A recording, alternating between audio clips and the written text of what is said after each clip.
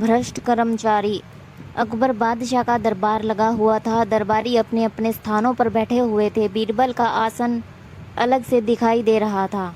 तभी दो सिपाही एक आदमी को लेकर हाजिर हुए। उनमें से एक ने बताया, जहाँपना इस आदमी को रिश्वत लेते हुए पकड़ा गया है। अकबर ने पूछा, इस आदमी को किस काम पर लगाया गया था? जहाँपना यह अनाज के गोदाम में काम करता है, सिपाही ने बताया।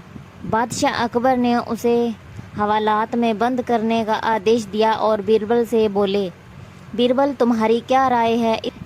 क्या इंसान को उसका पद भ्रष्टाचारी बना देता है? बीरबल ने निवेदन किया, जहाँपना मैं ऐसा नहीं समझता। मेरा विचार है कि भ्रष्टाचारी इंसान चाहे किसी भी पद पर हो, वह रिश्वत लेने का रास्ता निकाल ही लेता है। तभी एक दरबारी ने खड़े होकर कहा, गुस्ताखी माफ़ हो जहाँपना, मैं बीरबल की इस बात से सहमत नहीं हूँ। ऐसे सैकड़ों काम हैं जहाँपना जिन्हें करते हुए रिश्वत लेना संभव नहीं है।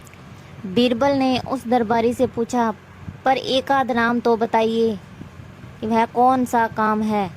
दरबारी बोले, जैसे जहाँपना जिसे गिरफ्तार किया गया है उसे यमुना के किनारे बैठकर लहरें गिनने का काम सौंप दीजिए। मेरा दावा है कि इस काम को करते हुए वह एक दमड़ी की भी रिश्वत नहीं ले सकता। इस पर बीरबल ने कहा, जहाँपना कोई भ्रष्ट कर्मचारी सुधर जाए तो अच्छा ही है, किंतु मुझे नहीं लगता यह तरकीब कुछ काम आएगी। दरबारी ने जोर देते हुए कहा, ज़रूर काम आएगी, आजमा कर तो देखिए।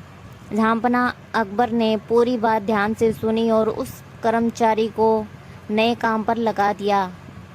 वह कर्मचारी सुबह से शाम तक यमुना के किनारे पर बैठा रहता और यमुना में उठने वाली लहरों की गिनती करता रहता। धीरे धीरे एक सप्ताह बीत गया। एक दिन दरबारी ने बीरबल से पूछा, बीरबल 7 दिन हो गए, अब तक उस आदमी के बारे में कोई रिश्वत नहीं मिली।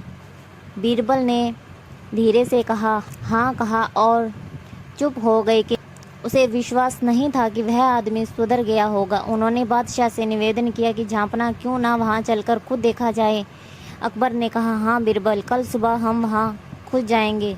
दूसरे दिन बीरबल और बादशाह अकबर ने व्यापारी का भेष बनाया। उन्होंने एक नाव ली और यमुना के किनारे पर चल दिए। वह कर्मचारी यमुना के किनारे बैठकर अपने रजिस्टर में कुछ लिख रहा था। तभी बीरबल की नाव किनारे के पास पहुंची।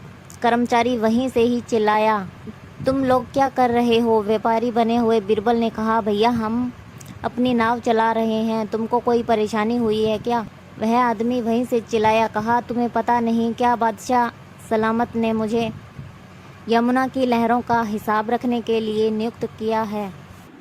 तुमने मेरा सारा हिसाब गड़बड़ कर दिया, तुम्हें इसकी सजा मिलेगी। बीरबल बोले, सचमुच हमसे भूल हो गई, हम माफ़ी मांगते हैं। कर्मचारी बोला, मैं ऐसे माफ़ नहीं कर सकता। हाँ, अगर तुम लोग 50 अशर्फियाँ दो तो माफ़ कर सकता हूँ। यह तो बहुत ज़्यादा है भैया, कुछ तो कम करो। बीरबल बोले, नहीं नहीं, इससे कम पर समझौता नहीं हो सकता। कर्मचारी बोला। तभी व्यापारी के कपड़े में बादशाह अकबर वहाँ आ गए। उन्होंने वहीं से कहा, नहीं, हम 50 की जगह 100 देंगे, लेकिन अशर्फियाँ नहीं, 100 कोड़े। कर्मचारी ने ध्यान से व्यापारी की तरफ देखा। अब उसे अपनी भूल का पता चल गया। वह बादशाह के पैरों में गिर पड़ा और बोला, माफ करें जहाँपना, मैं आपको पहचान ना सका। बादशाह ने बीरबल की ओर देखा और कहा, तुम ठीक कहते थे बीरबल, कोई भी काम हो, भ्रष्ट अफसर उसमें पैसा ऐंठने का मौका निकाल ही लेते हैं। जी जहाँपना, आप ठीक कहते हैं, बीरबल ने धीरे से कहा और चुप हो गए। तो कहानी कैसी लगी? ऐसी और कहानियाँ सुनने के लिए चैनल को जरूर सब्सक्राइब कीजिए। कहानी सुनने के लिए बहुत बहुत धन्यवाद।